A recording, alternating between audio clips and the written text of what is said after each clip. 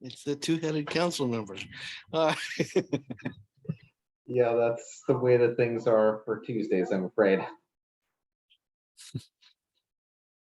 I spend many an evening doing that. Yes, I understand. I think he's ready to vote for a playground.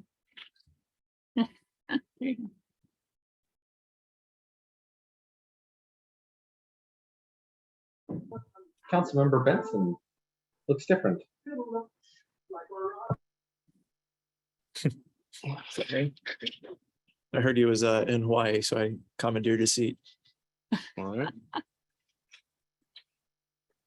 With that, I show it's 5:01. So why don't we go ahead and start in on Parks and Public Works meeting for January 19th. Please note attendance, and unless others object, Councilmember Benson is excused for his holiday.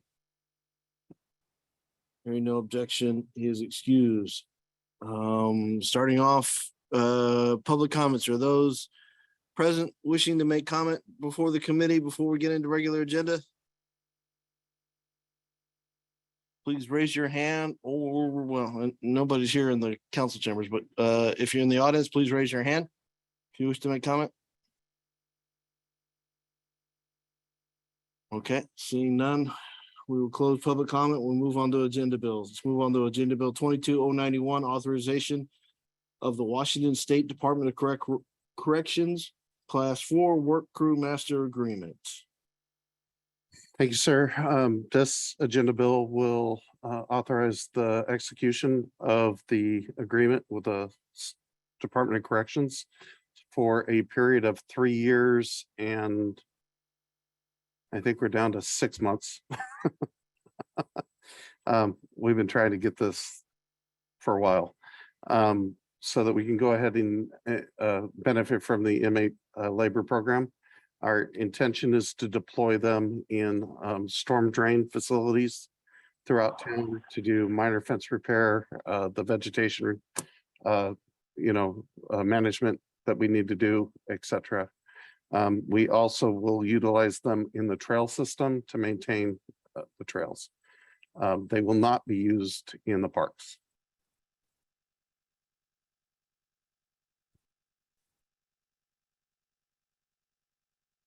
Okay, so basically you're using them as contingent labor. Because I see an hourly rate, I don't see any description of square footage of bioswales cleaned out or anything else like that. My question is, I know I have them here for an hour. How do I know how much work I got out of them? Well, they need to be supervised, and we will be assigning a staff member to schedule the work with them and make sure it goes. There's a guard that supervises them while they're working. Plus we will have our own staff member assigned. So there are no square footages, expected, except this is a standard state contract. So. Right, and the hourly rate is it's pretty nice. Okay, all right. Councilman Johnson, do you have any questions?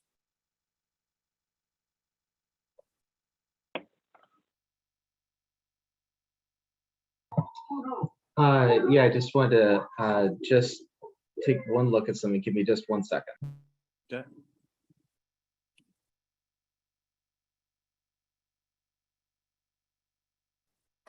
Hey, Councilman Holloway. Yeah, yes, sir. Please identify yourself. This is Ethan. Hey, Ethan. Councilmember Benson.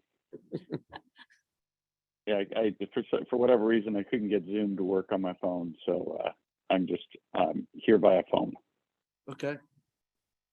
Please note Councilmember Benson in attendance and revoke his excuse. Your hall pass is hereby revoked. All right. Do you have any questions, Councilmember Benson? You know what? I am sorry I have not had a chance to look at this agenda bill, but if I can ask a question that I'm sure is answered in the written part, what level of offenders will we be looking at as workers in our town? These, Would these be, they are felons.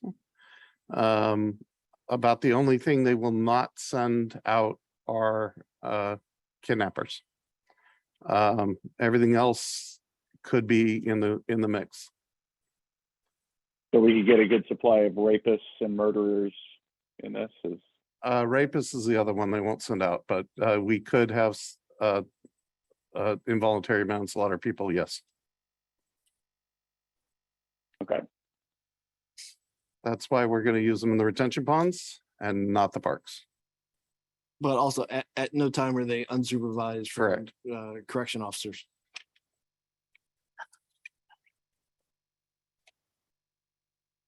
Yeah. Councilman Johnson, do you have a question? Yeah, that's actually, so I was right up on screen, the thing that I wanted to find, which was the hourly rate. I guess I struggle with paying people so little for hard work, regardless of what they may or may not have done in life. I also understand, of course, that if we were to pay them, say, a more standard wage, the cost of the work would also kind of go through the roof. So I'm trying to kind of fit a square peg into a round hole in my mind with that.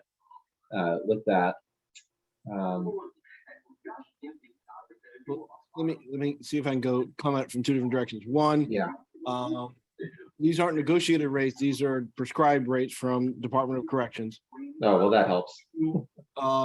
These are not conscript laborers. They request and are into this as their own free will to gain some money while serving their time. It's actually a privilege. So we won't be hiring anybody against their will. Well, that is good to know. Yeah, I mean, if these are prescribed, then obviously there's not much to be done about it.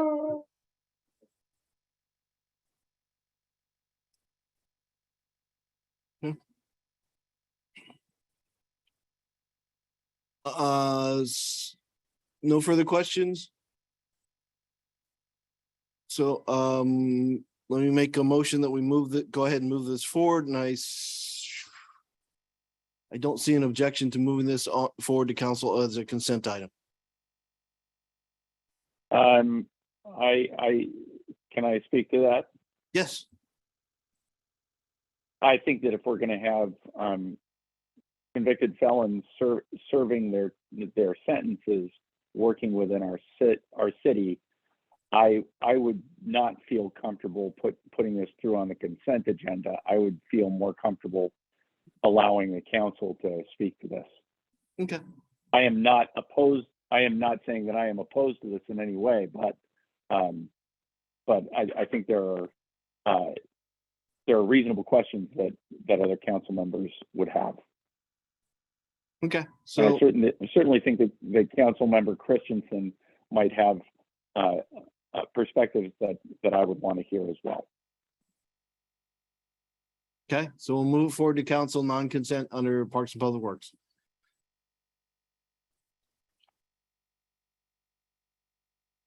Oh, if you go fast, let's move on. Seconded. Sorry, let me get back to the beginning of the agenda. Unless you can bring it up real quick.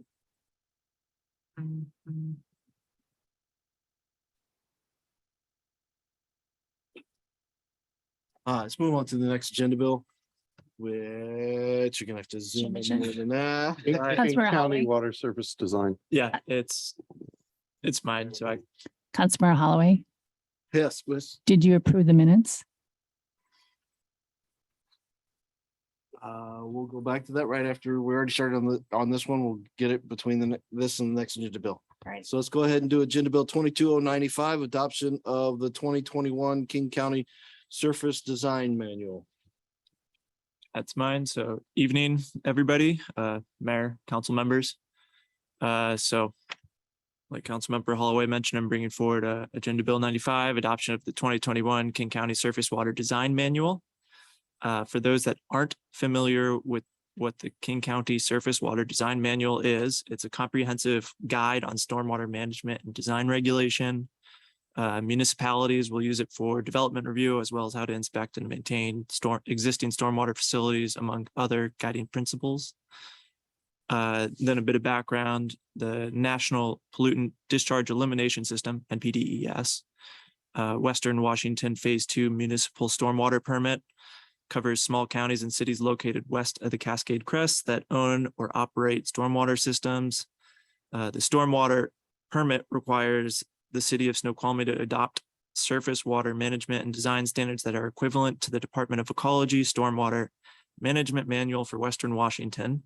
To meet this requirement, the city's existing surface water and stormwater management regulations codified in Snoqualmie Municipal Code, Chapter 1518, as well as adopting a number of different documents by reference, including the 2016 King County Surface Water Design Manual, Snoqualmie Addendum, and the 2016 King County Surface Water Pollution Prevention Manual, Best Management Practices for Commercial, Multifamily, and Residential Properties. In August 2019, the Department of Ecology updated the stormwater permit as well as its stormwater management manual. Subsequently, King County adopted updates to both the 2016 King County Surface Water Design Manual and 2016 King County Stormwater Pollution Prevention Manual, and in order to maintain equivalence with the Stormwater Permit and Ecology's Manual.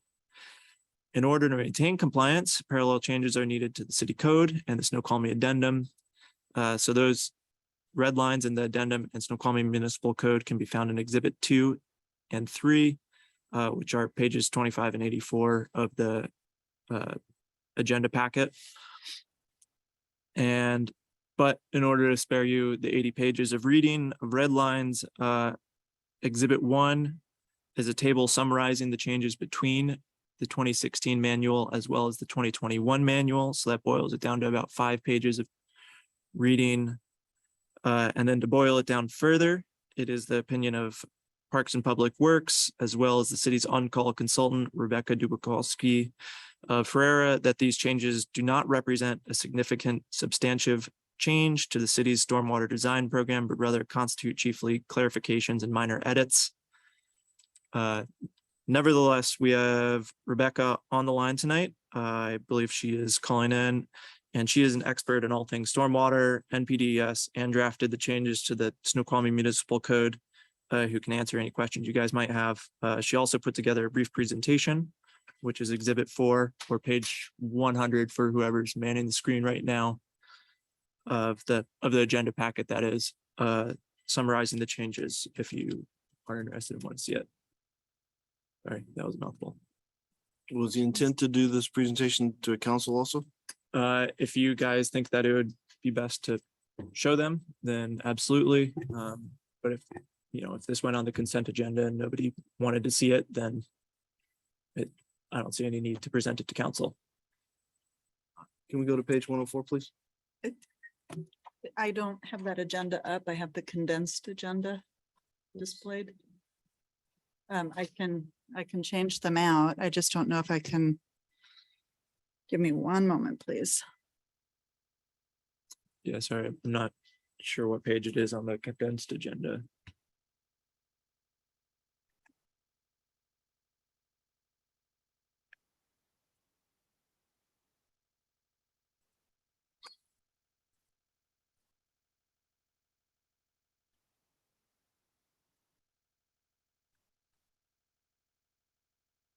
Rebecca, how do I pronounce your last name? It's Dugo Polsky. Just like it spells, all right. It's a scary looking name, but it's not too hard to pronounce.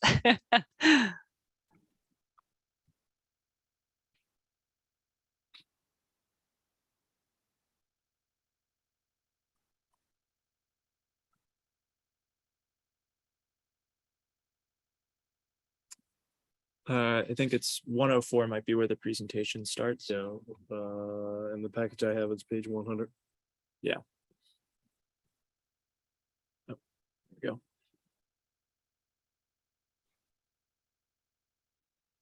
we go. Sounds good. Good evening, committee and council members. I just wanted to give a brief overview. As mentioned, it's just minor updates to the Surface Water and Stormwater Management Code, which is Chapter 1518. If you can go ahead to the next slide. I think that's you, Joan. Sorry.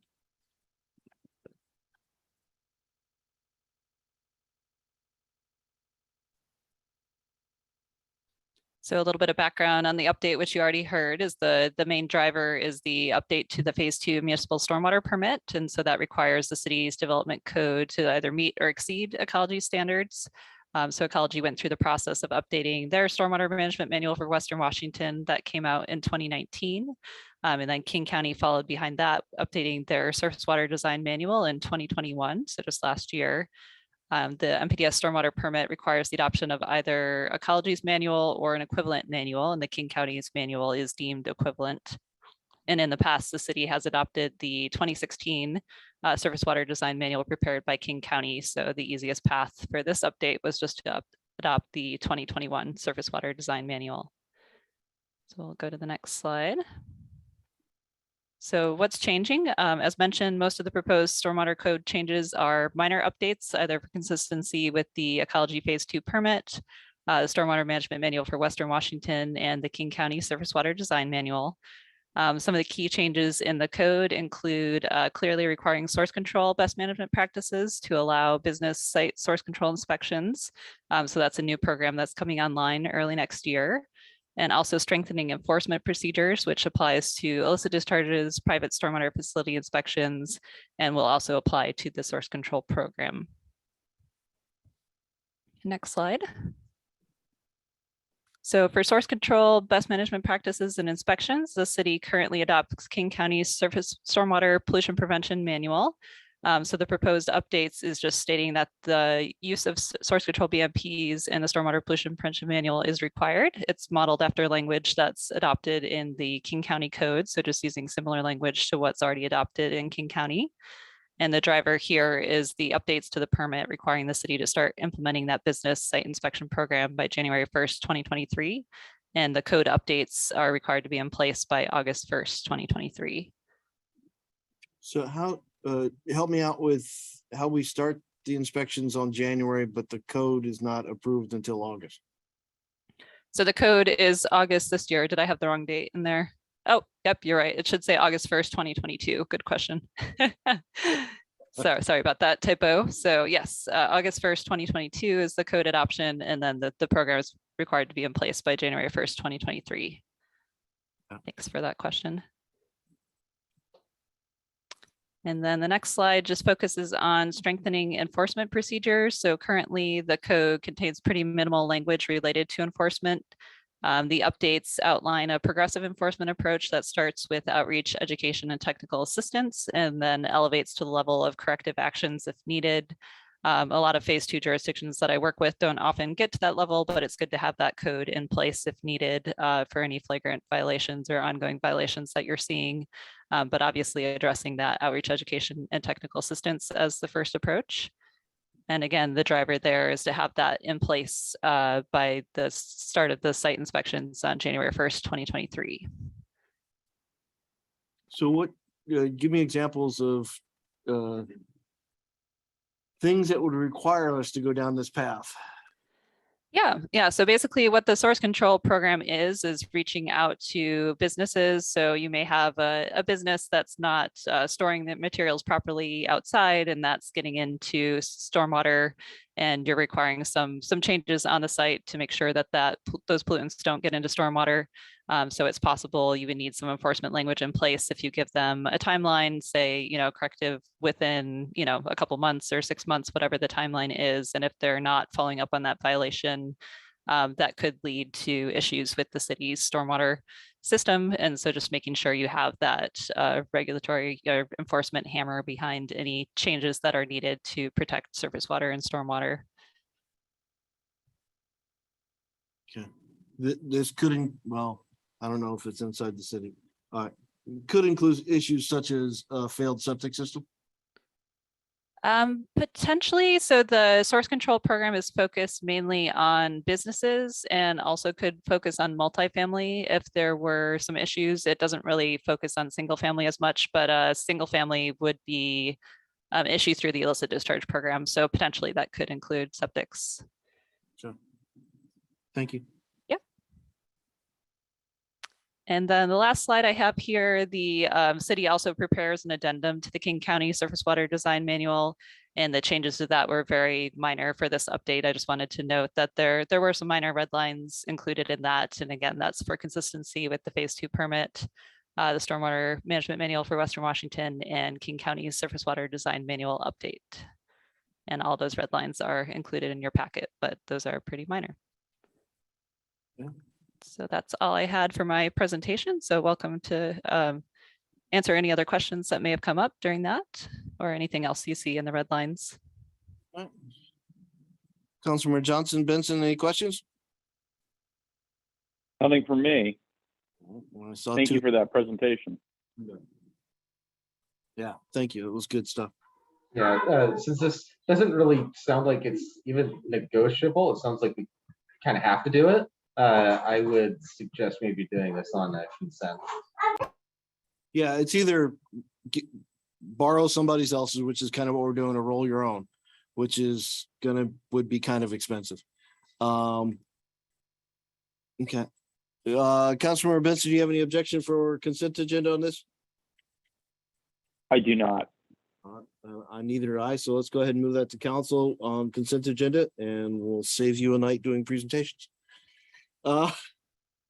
With that, let's move back up. I skipped over. Let's move to approval of minutes for the July 6th, 2022 Parks and Public Works Committee meeting. Are there any questions, revisions, or other notes in regards to the minutes? I just want to make sure that the minutes for today's meeting reflect that we did this in the wrong order. I don't think the minutes are in that detail, but okay. Well, shucks.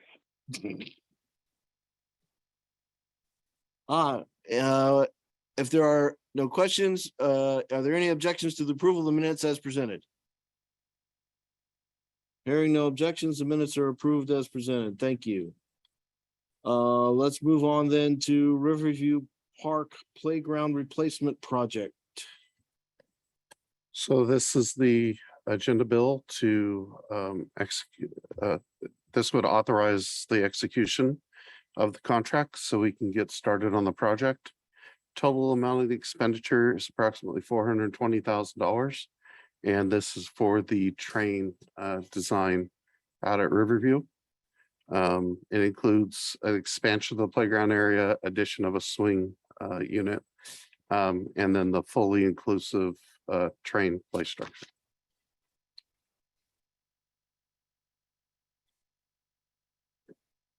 I love the image of the surface under the swing set. That looks really cool, the way they did it in multiple colors. What page number Like is a that? river running through it.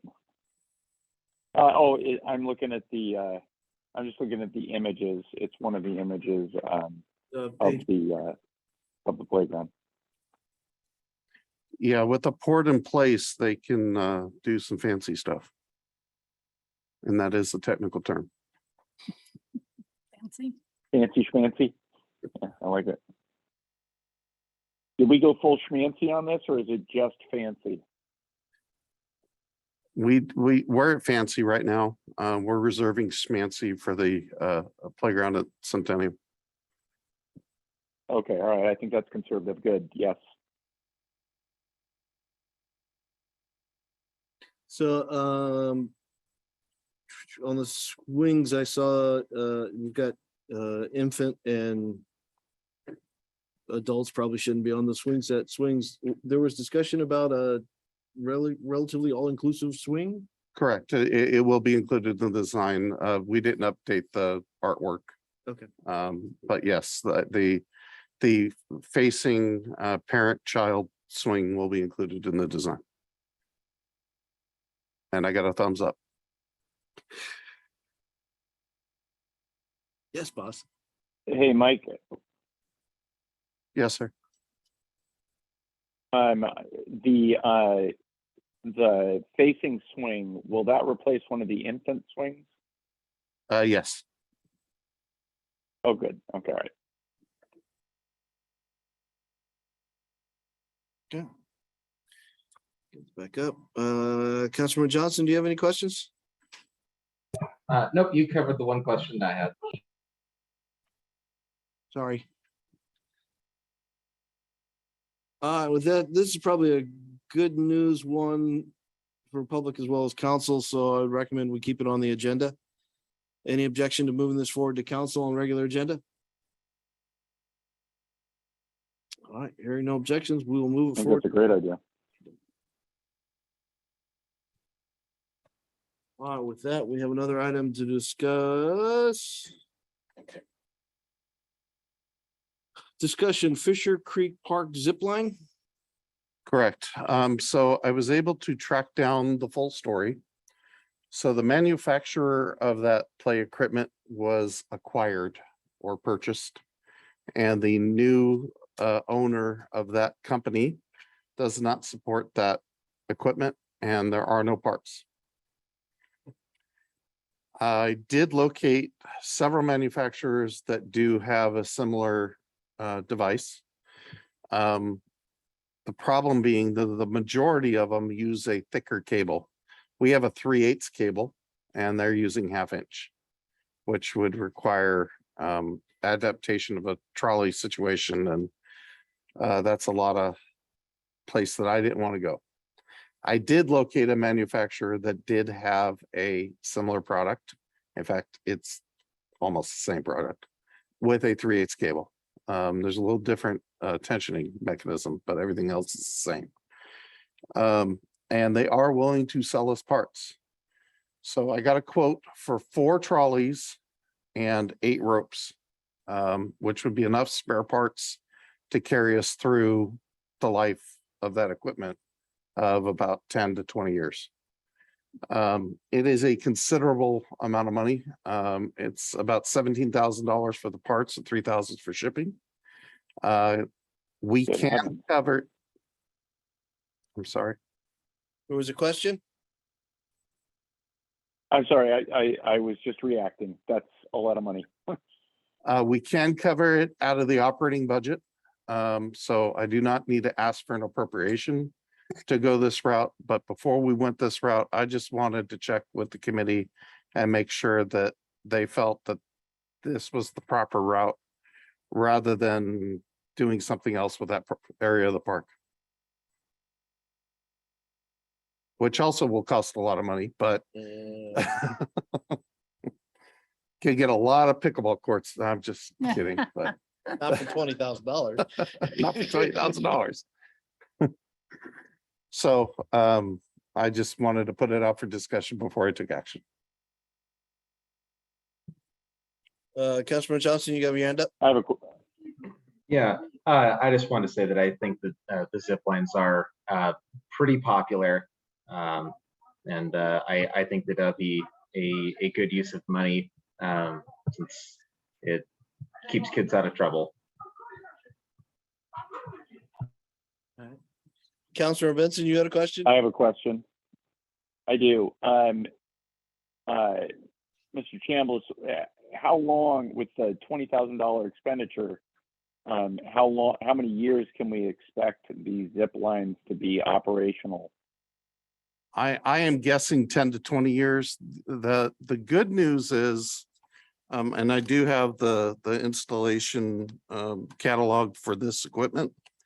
On this particular trolley and seat rope combination, when they originally tensioned the zip line, they indicate placing a 300-pound weight on the seat and trolley combination, and then pulling tension and lifting that off the ground.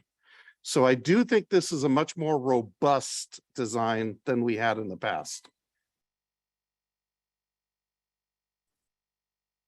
Well, that's good. We will be doing the installation. We would be doing the installation. It's about 6 screws. We did the de-installation the other day. Yeah, it's just a 300-pound weight that threw me if we're gonna go Oh. through that. Yeah, well, the line's already tensioned. We just got to put the trolleys on. Okay. And when is this park in our CIP for replacement? Not for a while. I don't know exactly, but it's gonna be a while. Yeah. I think it was done like 5 years ago. It's fairly new. Any further questions or any objections to spending $20,000 to get the zip line back up?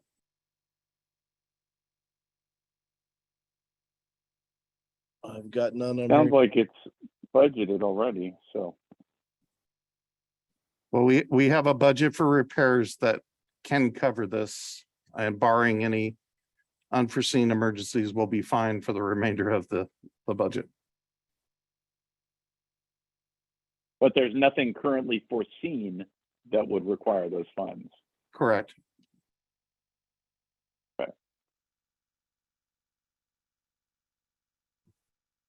Okay. Councilperson Johnson. Oh, Councilman Johnson, you have your hand up? Yeah, is that the only zip line that's in the city? And then kind of secondly, are there any other items that, tend to break somewhat frequently that come close to that kind of dollar amount that we could be looking at perhaps breaking within the next, 1 to 2 years-ish? There are lots of things on playgrounds that break, and everything on playgrounds is very expensive. There are items that I like to keep in stock. One of the terrible things that I haven't seen any yet on our playgrounds. I haven't been to every park yet, but they have these plastic clear bubble domes on some of the play equipment, and those always get vandalized and just trash. So I always like to keep a few of those in stock so that we can change those out really quick if something really disastrous happens to those. Swings are something I keep in stock. Chains are the first swings are something I keep in stock. This is a new way of thinking here, so it's going to take us a little while to build up the stock, and we need a place to store it. But yes, so there are some things that are frequently broken on playgrounds that we kind of keep a supply on hand so we can get the piece of equipment back up and running immediately. And it's also a safety thing because a broken piece of equipment is actually much more dangerous than one that's in operational condition. So we don't want to leave it out there broken as any longer than we have to. And those can come with a dollar amount that is, say, within an order of magnitude of what we're talking about here. Those bubbles, let's see, the last time I bought the bubbles, I think they were $900 a piece. Swings, the belt swings, a couple $100, the chains are a couple $100. So yeah, things add up real quick. A slide, you're talking anywhere from 2,000 to 5,000 for a plastic slide.